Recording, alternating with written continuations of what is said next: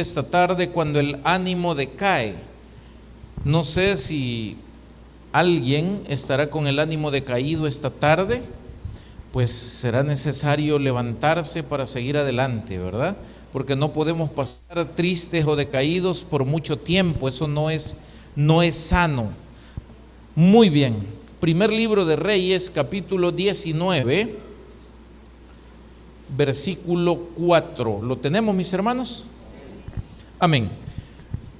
Leemos la palabra de nuestro Dios, lo hacemos en el nombre del Padre y del Hijo y del Espíritu Santo. Dice la Biblia: y él se fue por el desierto un día de camino, y vino y se sentó debajo de un enebro, y deseando morir se dijo: basta ya, oh Jehová, quítame la vida, pues no soy yo mejor que mis padres. Leemos hasta ahí, oramos al Señor.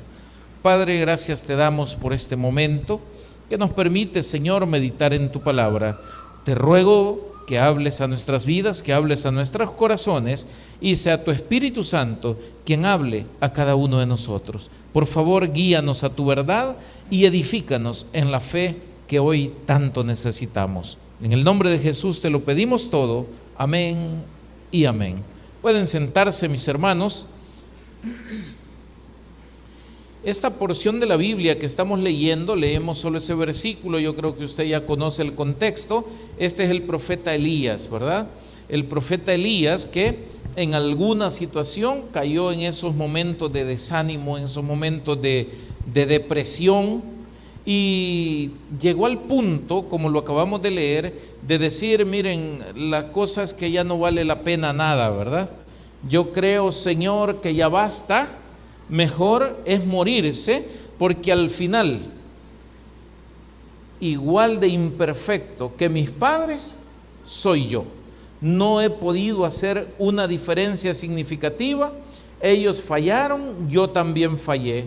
Ellos desearon cosas que yo también he deseado, pero no las pude alcanzar. Entonces, Señor, yo creo que aquí ya paramos. Aquí ya se acabó esto, ¿verdad? Y este es el profeta Elías, que acababa recientemente en esta historia de tener una victoria sumamente grande y notoria, ¿verdad? Hacía poco tiempo el profeta había hecho la competencia, el concurso aquel, ¿se acuerda usted? De que lloviera fuego del cielo, y había ganado él pues a los profetas de Baal. Pero a pesar de esto, ustedes se dan cuenta que él ha entrado en una situación de decaimiento muy grande. Y estas cosas suelen suceder el día de hoy también en los que formamos parte de la iglesia. Hay momentos en los que sentimos como si venir a la iglesia fuera una carga bien pesada que hay que llevar. Hay otros momentos en los que sentimos y decimos: mire, pero ir a la iglesia otra vez, orar otra vez, y quizás por lo mismo y no ver un resultado inmediato, a nosotros muchas veces nos llena de frustración. A veces nos sentimos desanimados porque de repente estamos deseando nosotros que Dios haga algo en nuestra vida, y lo que vemos es que viene otra persona y que pasa al frente y dice: yo quiero dar testimonio. Y viene y dice: mire, yo quiero contarles que Dios es bueno, que Dios es maravilloso, que yo estaba pasando por tal situación y le pedí a Dios y Dios me sacó adelante de todo esto, ¿verdad? Y por eso yo vengo a testificar ahora para la gloria de Dios. Y todos aplauden, menos aquel que está decaído, ¿verdad? Menos aquel que dice: pero ¿cómo es posible que esta persona esté dando testimonio y yo, que tengo tanto tiempo de estar buscando que Dios haga algo en mi vida, no lo he logrado conseguir? ¿Será que Dios no me escucha? ¿Será que Dios a unos bendice pero a otros no? Y peor aún, cuando usted dice: y esa persona que está dando testimonio es de aquellos que ni se portan bien, ¿verdad? Y usted dice: ¿será que me tengo que portar mal entonces para llamar la atención de Dios? Y ninguna de esas cosas es verdad. Lo que a veces nos hace falta a nosotros es aprender a entender que los tiempos los maneja Dios, y que el tiempo perfecto para nuestros milagros, también está en las manos de Dios. El plan de Dios, mis hermanos, es mucho más grande de lo poquito que nosotros podemos conocer y analizar de la situación nuestra. Dios es un Dios tan maravilloso que situaciones deprimentes, que situaciones frustrantes, las transforma en grandes victorias. Y eso es algo muy bonito en la Biblia. Y digo muy bonito porque nosotros necesitamos oír esto, necesitamos entender esto. ¿Se imagina usted cómo podía sentirse? Vamos a dejar por un rato a Elías. ¿Cómo podía sentirse José después de que su familia lo vendió como esclavo a unos desconocidos? Yo estoy seguro que cualquier persona se siente con el corazón desquebrajado, ¿verdad? Se siente con un ánimo totalmente por los suelos. Mi familia, en quienes yo tenía algún grado de esperanza, en el peor momento me dieron la espalda. Mi familia, quienes estaban llamados a ayudarme en un momento determinado, fueron mis peores enemigos. ¿Cómo se sentiría usted?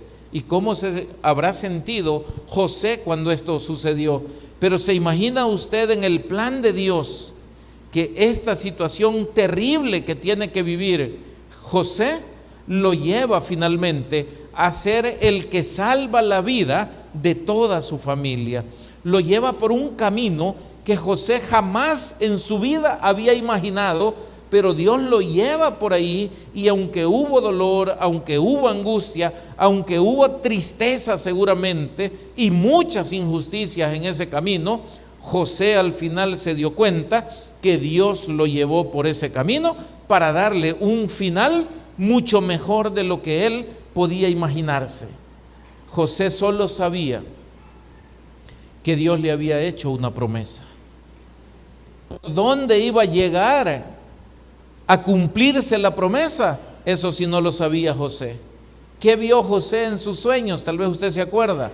Él vio unos manojos, ¿se acuerda? Que se inclinaban ante él. Y entonces su familia, ¿qué dijo?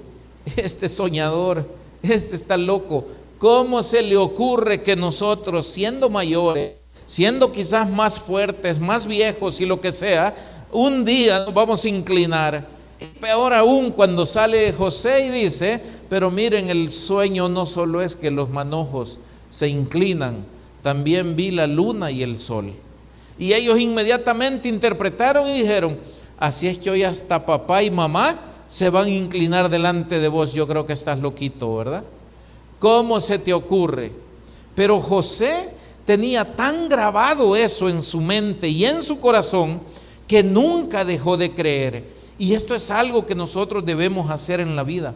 Hermano, yo sé que hay momentos difíciles, todos hemos pasado por esos momentos donde el desánimo es lo único que gobierna nuestro ser. Aquellos momentos donde usted dice, yo lo que quiero es quedarme a dormir, yo lo que quiero es que nadie me hable, yo lo que quiero es estar solo. Pero mira, el trabajo no importa y que se pierda el trabajo, pero mira, tal cosa no importa tampoco, donde ya nada importa. Y como lo dijo Elías, ¿verdad? Yo lo que quiero es morirme, ¿verdad? Entonces, ¿qué es lo que pasa con esa situación? Seguramente Dios todavía no ha terminado con nosotros. Y mientras nosotros muchas veces no entendemos, Dios está trabajando en ese camino difícil que a veces tenemos que pasar para llegar a cosas mejores, a cosas más grandes. Imagínese usted, le he hablado de la situación de José, pero hoy le pregunto, ¿cómo Moisés llegó a convertirse en el libertador del pueblo de Israel? Póngase a pensar por un momento. Hubo momentos de aflicción muy grandes para Moisés, pero quiero recordarle para que vea cómo Dios actúa y para que usted no se vaya a sentir mal por las situaciones que hoy pueda estar viviendo. Moisés era príncipe de Egipto, ¿se acuerdan de eso, verdad? Porque a veces nosotros, Moisés, el que pasó por el desierto, el que abrió el Mar Rojo. No, vamos un poquito más atrás. ¿Quién es Moisés? Moisés es el niño al cual su mamá lo puso en una canastita en el río y que lo rescató la hija, creo, o hermana de Faraón. Amén. ¿Y qué tal si a usted le dicen el día de hoy, mire, usted es un niño abandonado, mire, usted es adoptado? Y mucha gente se pone todo triste, ¿verdad? Él llegó a esa situación, lo agarraron, lo educaron. Moisés era, en las profesiones de hoy, pudiéramos decir, un ingeniero civil, preparado en todo ese tipo de cosas, de construcciones y de eso. Pero los príncipes de esa época también aprendían a pelear. O sea, ¿por qué? Porque era común que los imperios se metieran en guerras unos con otros. ¿Qué sucede? Moisés tenía un problema, y es que Moisés era un tipo que no tenía mucho dominio propio. Se enojaba y actuaba. Y esto, fíjese, un defecto del carácter de él, finalmente lo llevó a ser el libertador que Dios quería. ¿Qué pasó? Un día ve Moisés a un egipcio maltratando a un israelita. ¿Y qué hizo Moisés? Fíjese, piense en esto. Moisés, siendo príncipe de Egipto, él bien pudo llegar y decirle, hey, deja de hacerlo. Y el otro tenía que obedecerle por los estatus. Él podía haber llegado y tomarlo y decir, te vas a ir al calabozo tantos días por lo que estás haciendo. Pero se llenó de tanta ira que lo que hizo fue ir y matar al egipcio. Ahora viene la pregunta. El príncipe mató al egipcio, al de su propio pueblo. ¿Podía este príncipe quedarse ahí todavía? Ya no. Y entonces, haber asesinado a esta persona llevó a Moisés a pasar los primeros 40 años de desierto, si usted se acuerda. Moisés se va de Egipto a la casa de su suegro, ¿verdad? ¿Se acuerdan? Allá a la tierra de Madián, si no me equivoco. Y se pasa 40 años allá. Yo le pregunto, cuando usted ha tenido cierta posición, cuando usted ha tenido comodidades y eso, ¿qué se sentirá irse de su casa? ¿Qué se sentirá estar de arrimado en otro lado? ¿Qué se sentirá ya no tener quien le sirva, sino tener que valerse por él mismo? Seguramente Moisés llegó un momento en el que pensaba, bueno, ¿y por qué hice lo que hice, verdad? Eso no lo dice la Biblia, eso me lo estoy inventando yo. Quizás él pensó todas esas cosas. Sin embargo, cuando Moisés regresa de allá donde su suegro Jetro, si ustedes se fijan, Moisés es una persona distinta, al grado que Moisés se convierte en el portavoz de Dios para hablarle al pueblo de Israel en Egipto y al mismo pueblo de Egipto. Moisés se convierte en el que saca de la esclavitud al pueblo de Israel y lo lleva hacia la tierra prometida. ¿Estamos aquí? Pero también se gana una fama que Dios mismo le da en la Biblia cuando dice que no hay otro siervo que Dios haya tenido más manso que Moisés. Fíjese el cambio. ¿Cómo se fue Moisés de Egipto? Sin poder controlar su enojo, matando a alguien. ¿Cómo dice Dios después que es Moisés? El hombre más manso. ¿Y qué significa manso? Que tenía su poder bajo control. Significa que ya no era aquel tipo impulsivo, ya no era aquel que se llenaba de ira y actuaba hasta llegar al punto de matar a alguien. Ya Moisés ya no era así. ¿Y qué pasó? Moisés ocupa un lugar de privilegio en la historia del pueblo de Israel. Pero ¿qué sucedió? Sucedió que tuvo que pasar por situaciones que fueron muy difíciles. Ahora pregunto yo, ¿cuándo a nosotros nos han dicho que la vida cristiana tiene que ser algo totalmente sin problemas? Yo no sé si usted ha escuchado gente alguna vez que se decepcionan o se desilusionan porque dicen, mire, yo desde que voy a la iglesia más problemas tengo. No se preocupe, es común, es normal. Lo que sí debe saber es que todos los problemas van a pasar, que todos los problemas van a tener una lección que enseñarnos y una preparación que dejar en nosotros para algo más grande que Dios tiene después de que todas esas cosas hayan pasado. ¿Estamos aquí? Entonces, no se decepcione usted porque su mejor amigo lo traicionó, porque el hermanito aquel con el que usted andaba casi de la mano en la iglesia, un día le dio la espalda. ¿Y sabe por qué le estoy diciendo esto, mi hermano? Porque un día el que comía en el mismo plato con el Señor lo entregó por 30 monedas de plata. ¿Estamos aquí? ¿Y qué hizo Jesús, mis hermanos? Lloraba, ¿verdad? No, Jesús siguió el plan, se mantuvo, continuó. Mire, no se desilusione porque usted ve que de repente su familia no sigue el camino que usted cree que deberían seguir. Muchos aquí el día de hoy podrán estar pensando: ¿y qué será de mi familia? ¿Y por qué mi familia no me habla? ¿Y por qué mi familia, en lugar de apoyarme en lo bueno que yo estoy haciendo, en lugar de apoyarme me critica? En lugar de apoyarme me dicen que yo soy el loco de la familia, que yo soy el inoficioso, el que se ha dejado engañar o lo que sea. Cuántas cosas dice la gente.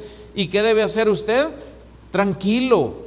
Dios tiene un plan para cada uno de nosotros y cada plan es distinto. Y eso es algo que debemos entender. ¿Sabe usted que la vida misma nos enseña este tipo de cosas?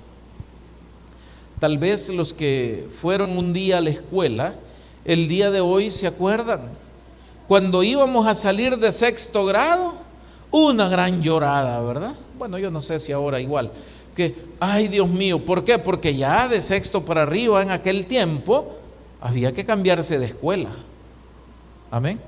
Ya no todos iban a seguir siendo compañeros como lo habían sido quizás desde 1er grado hasta 6º en ese tiempo. Cuando salía de 9º, otra llorada y un montón de camisas manchadas, ¿verdad? Con apodos, con nombres, con firmas, con de todo. Y con la promesa en cada ocasión de esas. ¿Sabe cuál es la promesa de siempre? Nos vamos a seguir reuniendo. Y hasta el día de hoy probablemente jamás se volvió a reunir usted con esas personas. ¿Estamos aquí? Entonces, ¿qué pasó? Coincidimos por un tiempo, pero después cada quien debe tomar su camino para llegar al destino que está preparado para él. ¿Estamos aquí? Esto es tan duro como que usted debe entender que en el día que Cristo venga, 2 estarán en la misma cama y uno será tomado y el otro posiblemente dejado. Amén. O sea, es así. Entonces, lo que le quiero decir, hermano, no tenemos por qué desanimarnos tanto porque ya no vimos a alguien, porque alguien ya no nos acompañó, porque alguien no nos apoyó en lo que necesitábamos. Hermano, todos los seres humanos fallamos, todos los seres humanos somos imperfectos. ¿Sabe qué debe saber usted? Que ante toda dificultad, ante toda traición, ante cualquier circunstancia de la vida, Dios es el que sigue siendo fiel. Y Él es el que nunca nos deja, el que nunca nos abandona y el que nunca nos va a dar la espalda. Con eso deberíamos nosotros estar tranquilos. José, ¿qué sabía José, mis hermanos? Que su familia no lo quería. Que donde llegó a trabajar lo acusaron falsamente. Que él, a pesar de ser buen trabajador y de hacer todo lo necesario donde estaba, al patrón no le importó meterlo preso. ¿Estamos aquí? Pero de la cárcel, ¿para dónde salió José, mis hermanos? Salió al palacio de Faraón, ¿verdad? Por supuesto, 12 años más tarde. O sea, José no estuvo 72 horas, ¿verdad? Mientras investigaba. No, estuvo 12 años aproximadamente en la cárcel. A veces nosotros tenemos una semana de estar en un problema y ya nos quejamos, porque decimos, ¿y por qué Dios tarda tanto? No, mi hermano, Dios no tarda. Dios está dejando que nuestro corazón se acomode a poder enfrentar y a poder resolver ciertas situaciones de nuestra vida, ya sean estas económicas, porque de repente no hay dinero. ¿Alguien ha pasado por ahí? De repente no hay dinero, ¿qué vas a hacer? ¿Cómo vas a reaccionar? ¿Te vas a ir a robar? ¿Vas a esperar en Dios? ¿Vas a buscar trabajo? ¿O te vas a quedar en una hamaca esperando a ver si te cae un saco de pisto? No sé. Entonces Dios está viendo cómo vamos a reaccionar. O en aquellas situaciones donde usted comienza un padecimiento y ese padecimiento parece que no se quita, ¿verdad? Y entonces dice, bueno, pero ¿y qué pasa? Pues, y no que Dios es todopoderoso, y no que Dios puede sanar, y que Dios puede aquí, que Dios puede allá, y ¿qué pasó conmigo? Espérate, algo estará trabajando Dios en ti. ¿Estamos aquí? Ahora, yo sé que esto cuesta entenderlo, cuesta aceptarlo, porque nosotros quisiéramos que todo suceda ya, que cualquier cosita y que ya el dolor se acabe de un solo. O sea, no queremos el dolor, y estoy claro, nadie quiere el dolor, pero a veces, mis hermanos, el dolor es necesario en nuestras vidas y Dios lo sabe. Por eso Jesús, para que nosotros tomáramos ánimo, nos dijo lo siguiente. Búsquelo en su Biblia si quiere, y si no, yo se lo leo. Esto es Juan 16:33, creo que es un versículo que todos conocemos. Lo que pasa es que usted no sabía que estaba en Juan 16. ¿Cuál es? Estas cosas os he hablado, dice Jesús, para que en mí tengáis paz. ¿Para qué había hablado el Señor? Para que en Él tuviéramos paz. Y luego dice, en el mundo tendréis aflicción, pero confiad. ¿Por qué? Porque yo he vencido al mundo. Óigame, ¿qué es lo que les está diciendo el Señor a sus discípulos? El Señor les estaba anunciando que cuando Él se fuera, el Espíritu Santo iba a venir aquí. Pero les dice, pero miren, yo me voy a ir. No se aflijan, estén tranquilos, porque todo lo que les he enseñado es para que ustedes tengan paz. Amén. Pero acuérdense que en el mundo van a tener aflicción. ¿Cuál es la clave para sobrellevar esta situación sin entrar en demasiado desánimo? Confiad, porque yo he vencido al mundo. El mundo te pondrá 1000 dificultades. El mundo te pondrá muchos obstáculos para conseguir los sueños que usted tenía. El mundo se va a encargar de tratar de desanimarnos todos los días. Pero ¿qué es lo que dice Jesús? Confiad, porque yo he vencido al mundo. Y aquí vienen esas situaciones, ¿verdad? Cuando nosotros llegamos y decimos, hermano, hagamos tal cosa, hermana, vamos a tal lugar. Ay, yo no. Y yo ya para qué. Y yo ya no quiero. O sea, y comenzamos a veces a poner un montón de pretextos. ¿Y por qué ponemos pretextos? Porque el mundo nos puso dificultades que nos han llegado a desanimar, que nos mataron el deseo de superación, que nos mató el deseo de poder caminar y de poder llegar a ver cosas que nunca antes habíamos visto. Pero a veces llegamos al estilo de Elías. ¿Para qué? Jehová le dijo, ya estuvo. Mejor quítame la vida. La vida no tiene sentido. Eso es lo que estaba diciendo Elías. Y fíjense cómo es de bonito el plan de Dios. Porque ¿qué dice Elías? Se lo voy a volver a leer. Esto era primer libro de Reyes 19:4. Dice, y él se fue por el desierto un día de camino, y vino y se sentó debajo de un enebro, y deseando morirse, ¿qué estaba deseando? Morirse, dijo: basta ya, oh Jehová, quítame la vida, pues no soy yo mejor que mis padres. Oiga lo que sigue.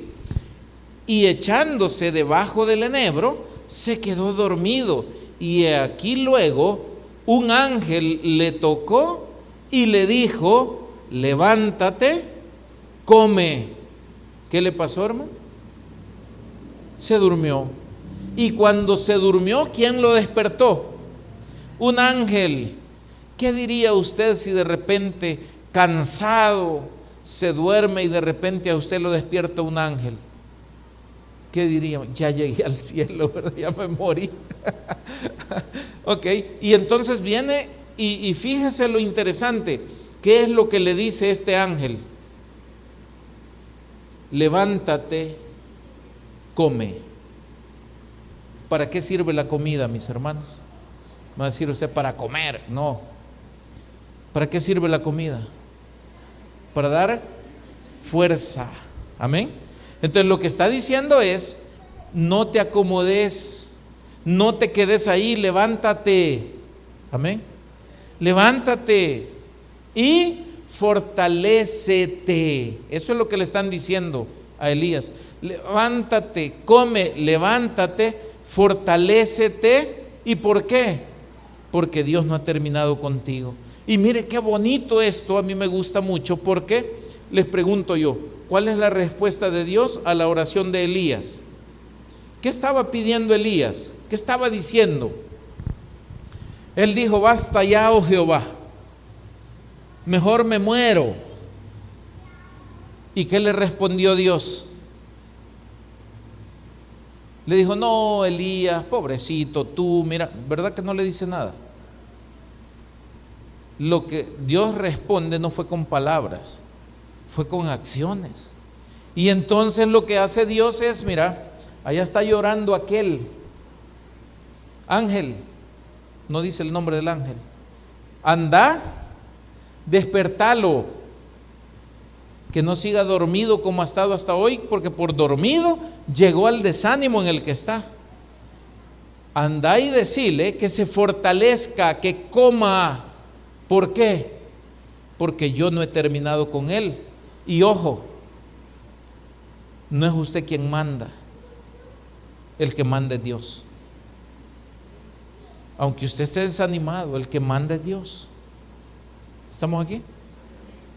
Y dice: levántate y come. Versículo 6. Entonces él miró, y he aquí a su cabecera una torta cocida sobre las ascuas y una vasija de agua, y comió y bebió y volvió a dormirse. Vaya, esta es otra lección importante. Dios le mandó a decir: levántate y come. Ojo con esto. Levántate y come, porque aquí te traje la comida. ¿Estamos aquí? Porque ahí dice que ya estaba la comida, ¿verdad? Ya estaban las tortas hechas. El agua que iba a beber ya estaba o no estaba. En otras palabras, mi hermano, no solo se trata de palabras, no solo se trata de intenciones, se trata de acciones. Hermano, fortalézcase. No, dele el reconstituyente que necesita. Eso es lo que nos están diciendo. Y eso es lo que Dios nos está enseñando. Porque Dios vio a uno de sus hijos abatido, afligido, débil. Y entonces, ¿qué hizo? Le mandó una palabra, pero le mandó lo que le va a servir para hacer lo que la palabra dice. Porque le dijeron: levántate y come. Y Elías bien pudo haber dicho, ¿verdad? ¿Y qué voy a comer? Estoy a medio desierto, ¿y yo de dónde saco comida? No, levántate y come, porque aquí está la comida, la provisión que Dios ha mandado para ti. Y es tan así, que es una provisión que Dios manda, que esta comida a Elías le duró para caminar a partir de ahí 40 días. ¿Estamos aquí? 40 días con una sola comida. Hoy le pregunto yo, cuando Dios llama, cuando Dios manda, independiente como estemos, Él provee para lo que es necesario, y lo que Dios provee siempre tendrá un efecto mucho mayor que el efecto de las cosas terrenales. Hay gente que pasa por muchas dificultades emocionales y psicológicas. ¿Sabe qué hacen? Muchos de ellos, y no estoy diciendo que sea malo, muchos de ellos se van al psicólogo, otros al psiquiatra cuando están un poquito más avanzados, ¿verdad? Y aquellos allá hacen lo que ellos pueden, pero ¿sabe qué es lo que saben hacer ellos? Cuando las personas no responden a las simples palabras o los tratamientos verbales que ellos dan, ¿qué hacen? Les prescriben un medicamento. Amén. Elías estaba con ansiedad, con depresión y probablemente con pensamientos suicidas. ¿Qué le dijo Dios? 2 palabras. Le mandó a decir: levántate, come, aquí está. Yo pregunto, ¿y qué se le hizo a Elías el desánimo? ¿Qué se le hizo a Elías la depresión que tenía? ¿Qué se hizo la ansiedad que tenía en ese momento Elías y la gran debilidad con la que se había quedado dormido? ¿Qué se hizo? Se desapareció, ¿verdad? ¿Sabe por qué?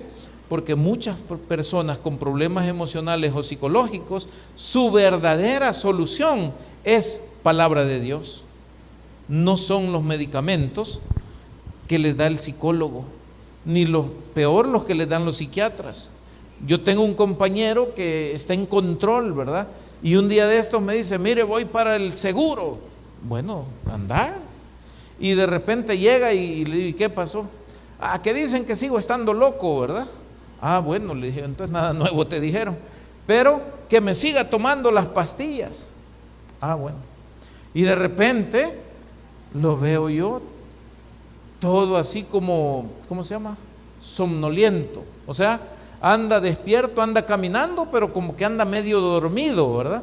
Y le digo: mira, ¿y qué te pasa? No, me dice: es que estas pastillas no sirven. Y la gran pregunta es: ¿y entonces para qué te las tomas? Pero se necesita algo más.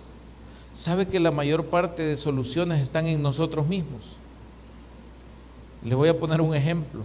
Una persona con desánimo, si se pone a leer las historias bíblicas, yo le aseguro que va a tener ánimo. Mire, es que yo estoy así por mi familia. Anda a leer la historia de José. Se va a animar. Pero es que mire, yo soy un asesino, yo soy aquí, yo soy allá. Anda a leer la historia de Moisés. Anda a leer la historia de David. Y te vas a dar cuenta que aún esas personas tuvieron una oportunidad en Dios. Pero es que mire, fíjese que usted no se imagina la vida que yo he llevado. ¿Por qué? Porque yo he sido prostituta. Y entonces usted le dice: mira, ¿y crees que eso te afecta? Ve y lee la historia de Rahab. Amén. ¿Cuántos saben quién es Rahab? ¿Saben ustedes que Rahab fue como más o menos por ahí por abuela de David al final en la línea genealógica? Entonces, ay, pero es que yo tal cosa. Busque en la Biblia y siempre encontrará una historia que le va a decir que con Dios sí se puede.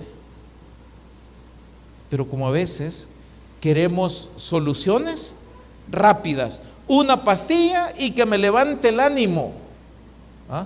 Una inyección y que todo cambie. Hermanos, hay cosas que no son así. Dios trabaja sin prisa. Dios trabaja a su tiempo. Lo único que sí sabemos es que aunque a veces parece que se tarda, Él siempre termina haciendo lo que es mejor para nosotros. Y eso nos debería animar para no estar tan tristes cuando las situaciones de la vida se ponen difíciles. Dice la Biblia, con esto termino, esto es Isaías capítulo 40, versículos del 29 al 31. Oiga lo que dice: Él da esfuerzo al cansado y multiplica las fuerzas al que no tiene ningunas. Los muchachos se fatigan y se cansan, los jóvenes flaquean y caen, pero los que esperan a Jehová tendrán nuevas fuerzas, levantarán alas como las águilas, correrán y no se cansarán, caminarán y no se fatigarán. ¿Qué le parece? Lo que está diciendo es, si tú ves que los jóvenes tienen ánimo y que ni duermen y el siguiente día están listos y van y corren y hacen y todo esto, tú puedes llegar a tener más que ellos si esperas, si tienes paciencia, si confías en que Dios te fortalecerá en tus momentos difíciles. Entonces, no es cuestión de las condiciones terrenales. Como algunos dicen, es que yo ya estoy viejo, ¿verdad? Se lo mencionaba hace un momento. Y otros dicen, es que mire, es que yo no puedo. ¿Por qué? Es que tal cosa, es que yo no estudié mucho. Es que Dios no necesita ni gente joven, ni gente fuerte, ni gente estudiada. Dios necesita al que Él ha establecido para cualquiera de las actividades y funciones que Él ha planificado. Así de fácil es. Fíjese que la historia bíblica es bien interesante cuando usted se pone a analizar quiénes son las personas que Dios utilizó para escribir la Biblia. Por ejemplo, encontramos en la Biblia al apóstol Pablo, doctor en la ley. O sea, era un tipo que había estudiado y mucho, preparado en muchas cosas. Ahí lo dice la Biblia. Pero luego usted se encuentra a Pedro. ¿Y Pedro quién era? Era un pescador. Y la Biblia dice que la gente decía que era extraño cómo hablaba Pedro, porque era gente del vulgo. ¿Y eso qué significa? De los que no habían estudiado, de los que no habían ido a la escuela. Pero yo le pregunto ahora, ¿quién es más importante en la historia bíblica? ¿Pablo o Pedro? Los dos son importantes. Amén. Vemos a Isaías, el profeta. ¿Sabe usted quién era Isaías? Isaías era parte de la realeza en ese tiempo. Isaías no era un cualquiera, digamos ahí, que andaba por ahí. No, él era parte de la realeza. Pero luego vemos al profeta Amós, por ejemplo. ¿Y sabe usted quién era Amós? Un hombre que era un agricultor que trabajaba con bueyes.